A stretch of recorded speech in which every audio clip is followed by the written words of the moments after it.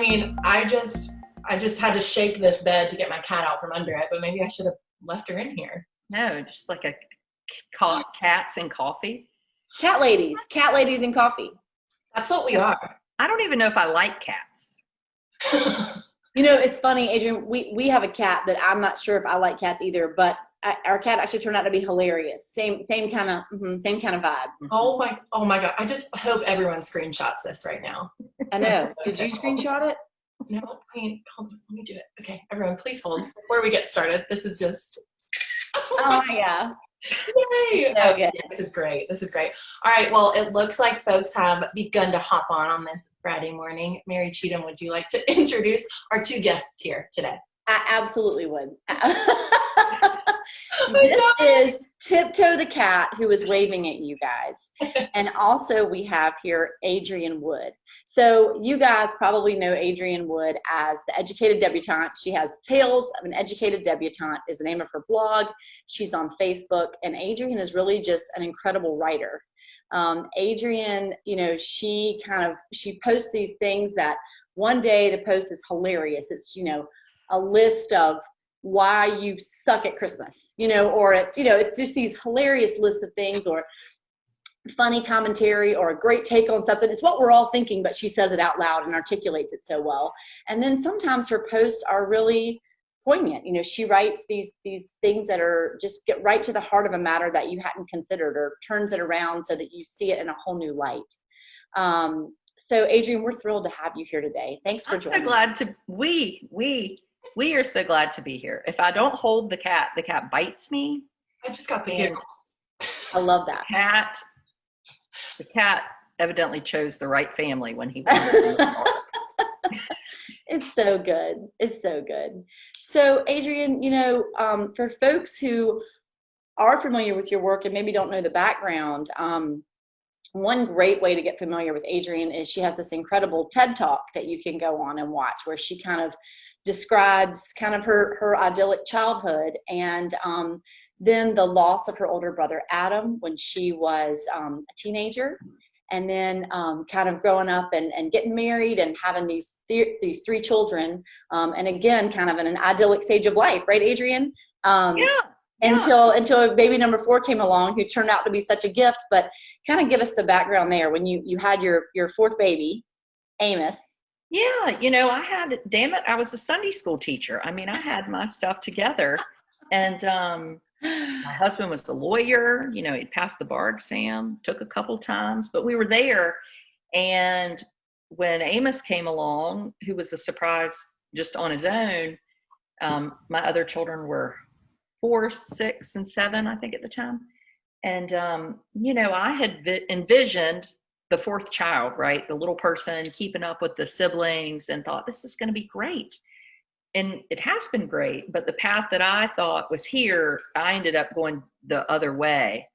And really, when I started writing, the reason I did that is because I was drowning in fear. I just couldn't, I was up at night and I couldn't sleep. And I think I said this in my TEDx talk, but I just thought, what am I going to do? I have all this fear, and I don't have any more room to swallow hurt. You know, I'd lost my brother, and I kind of pushed that down and thought, I'm just going to put that aside. And here I had Amos. And so this voice said, I mean, I just remember it clear as day. You used to write. And I thought, I did. I used to write, and had always written when I was little. And when Adam had died, I really stopped. And so I said to my husband, you know, I'm going to start a blog. And he was like, like I start cleaning out the pantry, or 400 other exercising, you know, dieting. And I'm like, that didn't work. So he was like, that's great. And I said, yeah, and I've got this name for it, you know, Tales of an Educated Debutante. And he was like, that's a horrible name. But I was like, well, I like it. And so now, 5 years later in November, I'm still here. And it's just been a great thing for me, you know. And I think you and I were talking earlier, I think 95% is positive and great. And then there's 5% of like, well, I don't think you should be telling all this, you know, or whatever. And so So it's been good for me. You know, it might not be good for everybody, but I will say it's been good for me. And I think one of the things that is so incredible about that is, and Adrian just referenced this, we were talking about this. So, you know, Adrian, my perception of Adrian's battle cry, and I'd love for you to speak to this, is really about anti-perfectionism and living your best life, you know, amidst the messy chaos that is everyone's real life, right? I mean, Right. even when you share these blog posts across on social media, it's real life. You know, I mean, it's you know, it's you kind of in the middle of, I mean, look, guys, just now Adrian hopped on the Zoom with us and she said, well, I had taken a shower and gotten ready to kind of be interviewed and be on here with you guys. But then my son wanted to go swimming in the ocean. So I just hopped in the ocean. So, I mean, you know, man, Yeah. I mean, just doing it right and not worried about, you know, what's it going to look like, but how's it going to feel? I mean, you know, yeah. What do you, yeah, how would you articulate that? I mean, I'm going to hurt this cat. Let's be honest. Every day, at the end of the day, well, I hadn't even done it in a while, but I was good about for a while saying, okay, what did I do right today? What could I have done better? And, you know, I think today when I decided to go get in the ocean, I thought, okay, this is my last day. What do I want to say that I did well, right? And so that kind of staying in the moment, because where I get in trouble, and I think a lot of people do, is when we start looking too far ahead, right? Like the future, particularly around my son Amos, is scary to me. And so how do I balance that? I mean, I have to plan, but I can't let it just sink me either. Sure. So I think that's this perfection idea. You know, I was raised with perfection. What I thought perfection was you go to school and you work hard and you know, make sure you have a career, and success was much one way in my mind. And then I have this little person who is so successful, but he doesn't follow all those rules. And I think that's just been a real learning curve for me to say, well, I could never say Amos wasn't successful, you know, and for my other children to get a glimpse of that so early that I didn't know till I was in my 40s, has been such a gift to us, you know. And what I didn't make this up, but I think it was Beth Moore, like in a Bible study I was in, she said, people compare their insides to other people's outsides. And so if we're trying to keep it all together and everything perfect, we're like so not helping other people. Yeah. And so it doesn't mean you have to live your life in a total craze like I do, but I think by being honest with other people and admitting things that maybe don't make you look good. You know, I wrote this thing. Sometimes I write silly stuff and sometimes I write serious stuff. And I've been writing about Medicaid this week because my son Amos benefits from Medicaid. And so I've been writing a lot about my own, oh my God, I'm going to kill the cat. I've been writing about my own inadequacy, how I was wrong, right? And things I thought were wrong. And that drives people crazy. You know, people want to say, well, how did you think that? Well, we can't do anything about where we've been. We are where we are right now. Yeah. You know? Yeah. We are not perfect. And if you're pretending to be perfect, I bet the coronavirus is killing you. Because I am not a planner, you know, I don't have all my shit together. But I mean, I'm like, these people are dying. Like they like to look good and go places and be seen, and it's all out the window. Now they're just now they're just holding cats. Oh my Lord. Holding cats. Oh my gosh. The favorite thing I heard you say, I think you said this in your TED Talk, but you said it was something along the lines of let go of the semblance of perfection or everything in order and bring out the Tupperware. I'm like, I love that so much. It's so good. Yeah. 2 paws up in the air for that.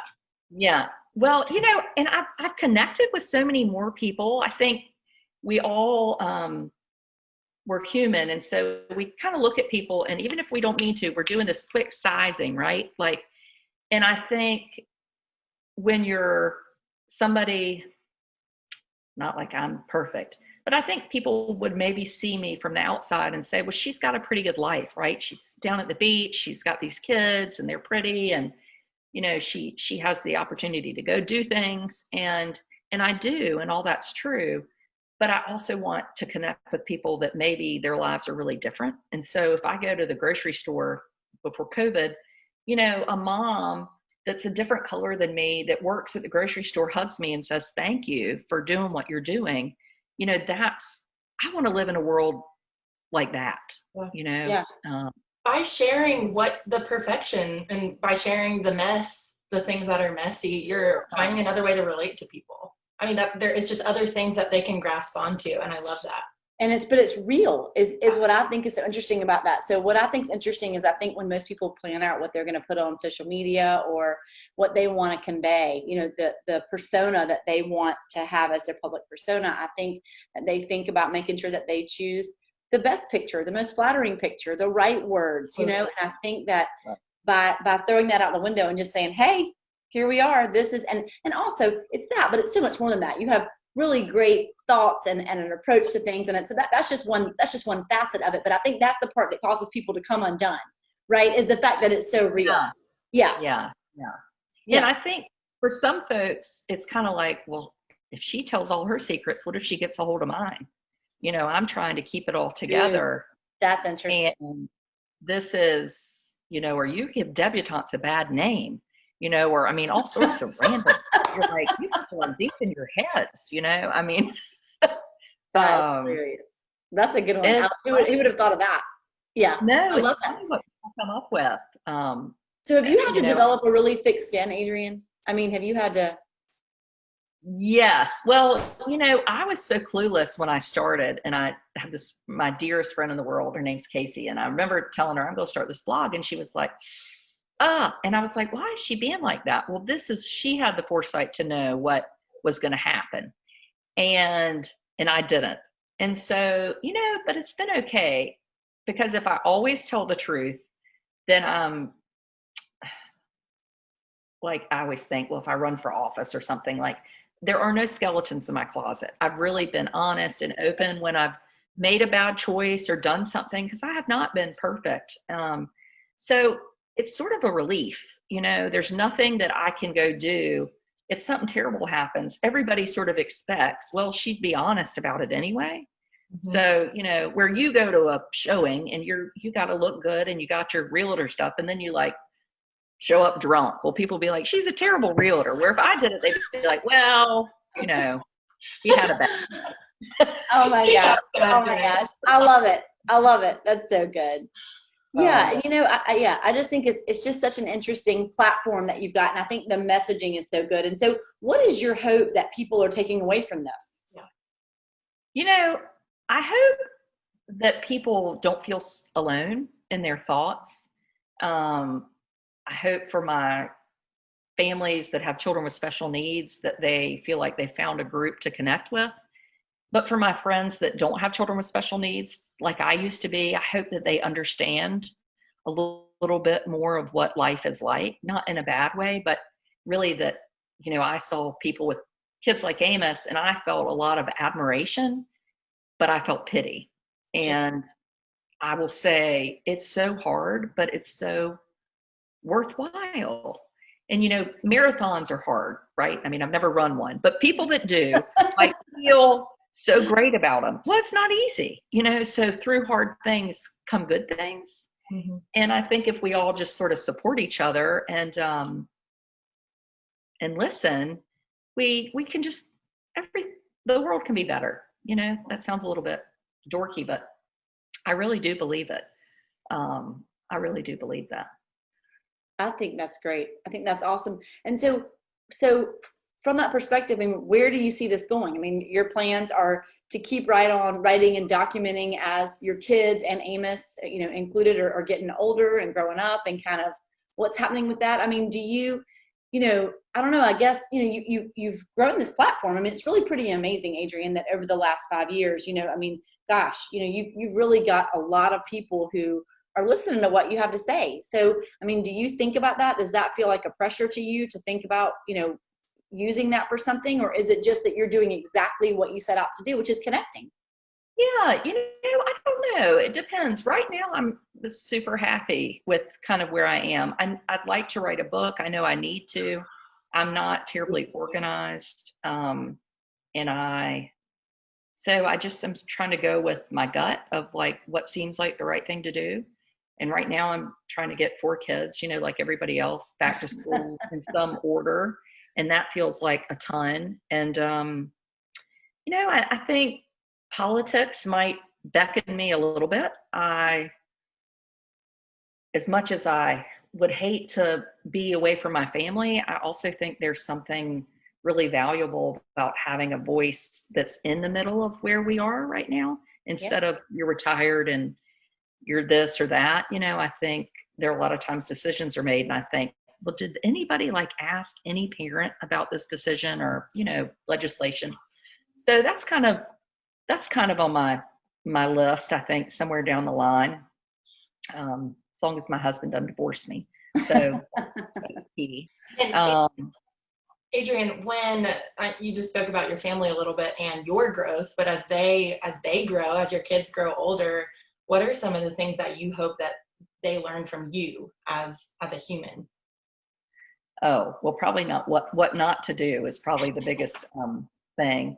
It's been interesting doing this all along because my oldest son now is going into high school and, has his own Instagram account since the summer. And so now I have to, get permission from him before I write about something or use a photo, which is fair, and we want to be, my son Russell years ago was like, I'm out of the blog. So people will be like, you don't write about him. And I'd be like, well, he doesn't let me. So now he's back in, I think.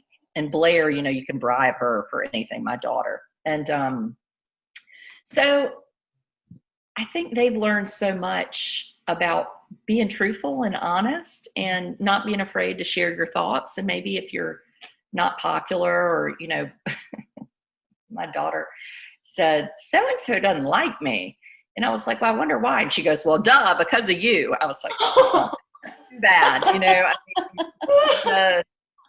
or I called, this is really funny, and I don't think they'll watch it. So I called to get our air conditioning fixed. And I was like, this morning, I need the air fixed. Well, I know this person has a real hard, some people, if your politics are different, it's like you cannot speak to them ever again. Sure. Right. Which I'm like, how would you ever have a teacher or buy groceries or anything? So anyway, that's not me. Well, I called and I said, the air is broken and I'd like to get it fixed. He said, I don't know. I said, well, how long do you think? And he said, well, at least a month. A month. So basically he's saying, I ain't fixing your air conditioning because of you. Interesting. And you really think that's what you really, and you think it's Mary Cheatham, have you ever heard of anybody being booked a month for air conditioning? Let us get you our vendor list, Adrian. I was going to say, Adrian, you let us handle that. We handle all that kind of stuff. It's funny. It's funny. Yeah. To me. Yeah. It's funny. So anyway. Yeah. And I think that goes back to the thick skin. And I think to me, one of the takeaways that I'm taking from this conversation, that you haven't said it in these words, but what I hear you saying is that the authenticity and the true connection, it's worth it. That you might have 5% of people who are coming at you. I mean, when I've said this to you, when I read the comments on your blog, it's like, everybody's like, man, that's so well said. That's exactly what I was thinking. And then you got somebody coming in with their claws out like tiptoe, somebody coming out slashing, and you just think, where did that come from? Yeah. But you can't, that's the way it's always going to be. And that's the price you pay for real connection, right? For really putting yourself out there. That's going to happen. They're not my people, right? So I think, I have lost probably a few friends, but were they really my friends? Right. And so, and I might have had time for more kind of surface relationships where now I'm not putting my time into that, which is a good thing, right? I mean, we all have a lot of commitments, and where do we want to put our time, or who do we want to eat lunch with, or go on a weekend away, or I don't know, a lot of things. Right. So yeah, it's worth it. It's really worth it. And I would say to anybody that says, well, it's fine for you, but I'm private. And, I think it has been so joyful to just let those things go. And when something really bothers me or whatever, and I put it out there, it doesn't have a hold on me anymore. Mm-hmm. And that has just been such a relief. You know, I spent a long time not feeling like that. And I think that's one thing I want my children to really cry the tears, feel the feelings, so you can keep going, you know, because some people don't keep going. And you might think they keep going like, well, they don't have a choice, but you do have a choice. And that's sad for me, because I lived like that for far too long and wish I had known, you know, and I didn't. Well, I think so many do, and you're creating that example of there's hope to not feel like that anymore, and just somebody sharing. Yeah. And life is a shit show. I mean, let's be honest. Ain't nobody gets the life that they wrote down in the book. I mean, it is not. But like, would I trade my life for that life that I planned? Like, even who I was going to marry. I mean, what was I thinking? You know, if you really go back down the road of what you wanted in life, you know, that would just, I'm so glad I got my life. So anyway. Oh, that's good. That's really I good. think that's so good. I don't know. I just feel inspired to just, I don't know. I mean, I think it's just refreshing to just be real and to embrace people and look for people who are also real and authentic. And, you know, I know that it's not a switch that you can flip, but I think it's an effort that you can make. And I think it's appreciating that in other people that really helps to foster that and make that something that people are willing to do. Yeah, I do too. I mean, I think if you're if I admit something that's embarrassing, or I'm not this is a bad example, but I was on something and I was like, okay, I weigh 176, whatever it was at the time. And they were like, well, how did you say that? And I was like, well, why would I not say it? Like, it doesn't own me, right? Like, that is not my whole life, my weight. And when you're trying to keep this stuff together, you're really weighing yourself down, you know, with stuff. I don't know. It just seems easier just to go ahead and spit it out. Spit it out. I love that. I agree. And, you know, I think going back to kind of the beginning of this conversation as we're wrapping it up, I love the fact that you hopped on here and said, sorry, I just had to get in the ocean with my son. I mean, that speaks to me, because I've got, you know, I mean, with my kid, I mean, you know, how often do I say, I need 5 more minutes. I've got to do this. I've got to finish this. This is something I'm about to have to do this, so I can't do that. I mean, you know, if I really stop to think about it, man, I mean, I'm missing some great opportunities for joy, Adrian. So I really appreciate that. Well, I don't always get it right. Sometimes I do, but when I do get it right, I do like to say, okay, that was the right thing to do, you know. Or this week, my husband will say that I am the best person he knows at, what's he call it? Survival? No, something. So I'm down here just with my oldest son this week, and I've left the other 3 at home. But you know, I think taking care of yourself, spending time with one of your children or your spouse, like, you have to make it happen. It is not, life is never going to slow down. You're never going to just suddenly have a day where you go spend a week with your friends. Like, you have to, that has been a very deliberate choice that I have made over the last couple of years. And it is hard to make the choice, but it is so worthwhile. You know, again, it's like, it's worth it. And if a woman goes away, how many days are in the year? 365. So 5% is like 15 days. I mean, everybody should get 5% of something. Yeah. And that's a lot. So how about 2%? That's a week, 1 week a year, you know, anyway. Yeah. To go and do, recharge and do, Yeah. Sit in the bed and watch Dateline. Oh my God. Drink Slurpees. I love that. Or Selling Sunset. I mean, for some reason, everywhere I turn right now, people are talking about Selling Sunset. Although I might prefer Dateline. Have you seen Selling Sunset? No, I haven't even heard of this. It's a Netflix show. I don't think it's real. It's a reality real estate show. Yeah. So I've been watching Very Scary People, which, it's real good. Is it scary? Well, this doctor killed all these people. He was injecting them with things. Oh, I've seen this. Oh, I see that commercial. Yes. I mean, and then Scott Peterson today, they overturned his death sentence, but he's still sitting in prison. Not his sentence, the death sentence. Right. Oh my gosh. Man, y'all, this is some good scoop. We all need some slushies. More of like, instead of coffee, why don't we have like wine entertainment tonight? I'm in. I'm totally in. Yeah, we'll put it on the calendar on the right. I love that. I love that. Well, okay, so Adrian, I think as we're wrapping up, I feel like I could sit here and talk about this all day, and I still have like a million things that I want to ask you. We might have to have a part 2. I want to have part 2 and have a lightning round because I kind of love lightning rounds. Yes. But Adrian, tell us, we ask this question every time of all of our guests, what is saving your life right now? It's probably been the ocean. Y'all get to live here and I don't, but I think I would have gone crazy if I couldn't look or go get in the ocean. That's always. And we're getting a service dog. So I've been doing training with her and she's for my son.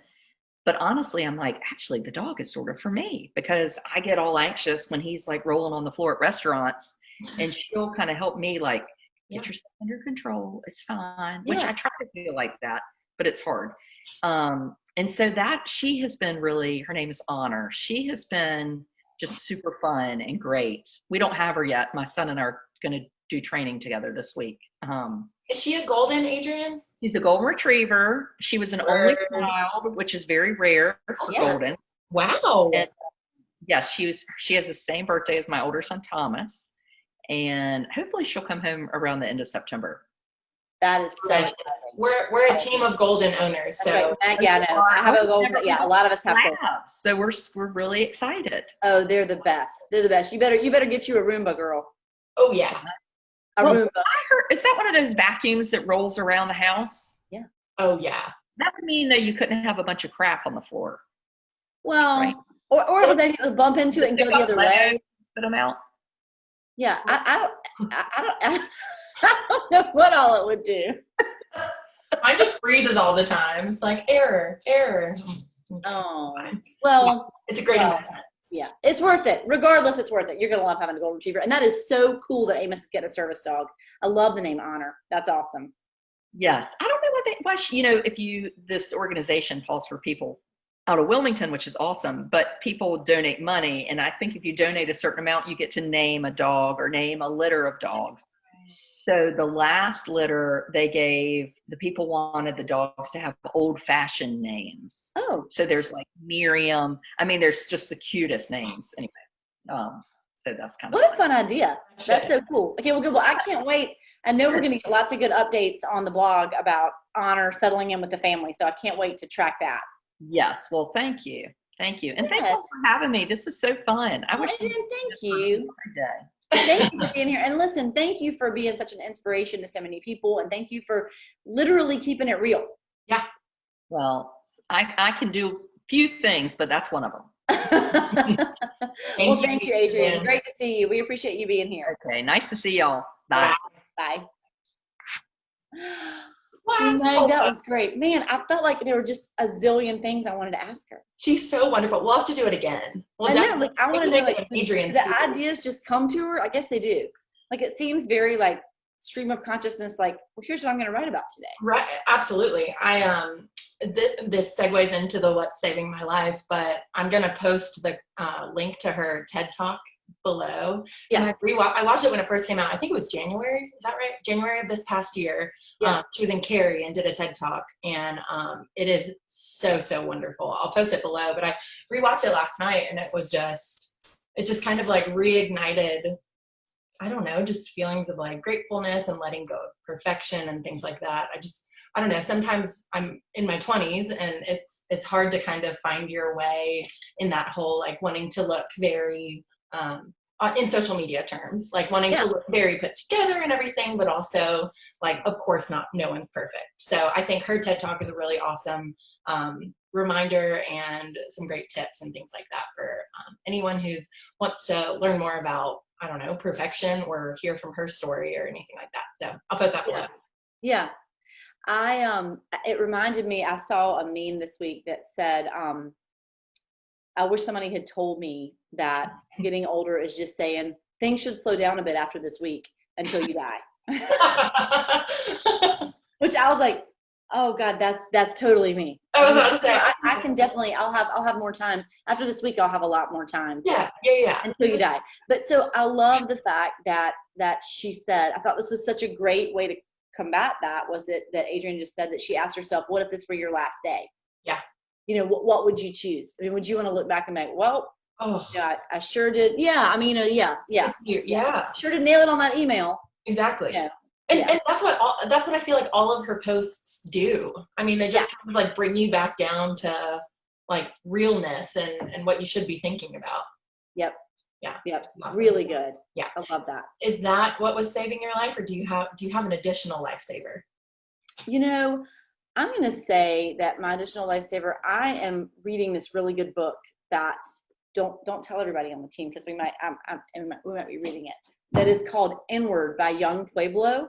I've just discovered it's awesome. And it's like this, it's like poems, but not really. I don't know what to say about it, but and I follow him on social media. It's YUNG Pueblo, Young Pueblo.